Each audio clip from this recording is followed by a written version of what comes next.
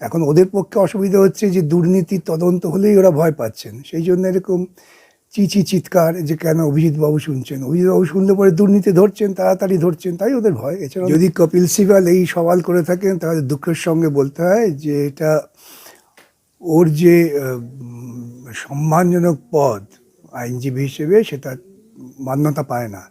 কোন মামলা কে শুনবে সেটা ঠিক করেন চিফ জাস্টিস, সেটা কোনো বিচারপতি ঠিক করেন না। এবং যেই মামলা চিফ জাস্টিস তিনি যে বিচারপতিকে যে মামলা শোনার রায় দিয়েছেন তিনি শুনছেন, চিফ জাস্টিসকে তাই বলতে হবে। শুধুমাত্র দুর্নীতিবাজদের সাহায্য করার জন্য তো সমস্ত নিয়ম নীতি পাল্টে দেওয়া যায় না, যে নিয়ম পদ্ধতি আছে সেটাই তার ভিত্তিতেই শুনানি হবে, তার ভিত্তিতে হাইকোর্ট চলবে। একমাত্র সুপ্রিম কোর্টের অতিরিক্ত ক্ষমতা আছে, সেই ক্ষমতা সুপ্রিম কোর্ট প্রয়োগ করে তারা মামলা ট্রান্সফার করেছেন একটি মামলা। ইতিপূর্বে এক দুর্নীতিবাজের আবেদনে মামলা অভিজিৎ গাঙ্গুলির কাছ থেকে সরে গিয়েছিল অমৃতা সিনহার কাছে, এখন তারা তো অমৃতা সিনহার বিরুদ্ধেও বলছেন। তারা তো যে সমস্ত বিচারপতিরা শুনছেন তাদের বিরুদ্ধেই বলছেন আনাচে কানাচে ফিস করে। সুতরাং ওরাও বলেই যাবেন, কেন ওদের দুর্নীতি পর্দাফাশ হয়ে গিয়েছে। কে মন্তব্য করবেন কে না করবেন সেটা কি বিচারপতিরা ঠিক করে দেবেন নাকি দুর্নীতিবাজরা ঠিক করবেন?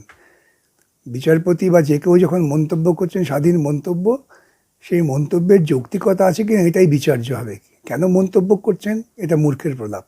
কিন্তু অভিষেক মনু সিংভি তিনি সুপ্রিম কোর্টে সরাসরি সওয়াল করছেন যে বিচারপতি অভিজিৎ গাঙ্গুলি এই ধরনের মন্তব্য করে যাচ্ছেন, কি আছে? কেন করবেন? অভিষেক মনু সিংভির মক্কেল হচ্ছে একজন দুর্নীতিগ্রস্ত লোক, সুতরাং অভিষেক মনু সিংভিকে তো তার দুর্নীতির পক্ষেই সওয়াল করতে হবে। এতে অভিষেক বন্দ্যোপাধ্যায়ের মান সম্মান হানি হচ্ছে এমনটাই দাবি। মান সম্মান থাকলে তো হানি হবে, আমার মতে মান সম্মান নেই, তাই হানি হওয়ার কোনো প্রশ্নই নেই। মনে করছেন মেডিকেল দুর্নীতির মামলাটা সুপ্রিম কোর্ট শুনবেন, এটা খুব ভালো হয়েছে। সুপ্রিম কোর্ট শুনে যদি দেখেন যে তদন্তের নির্দেশ দেওয়া প্রয়োজন দেবেন, আর যদি মনে করেন তদন্তের নির্দেশ দেওয়া প্রয়োজন নেই দেবেন না।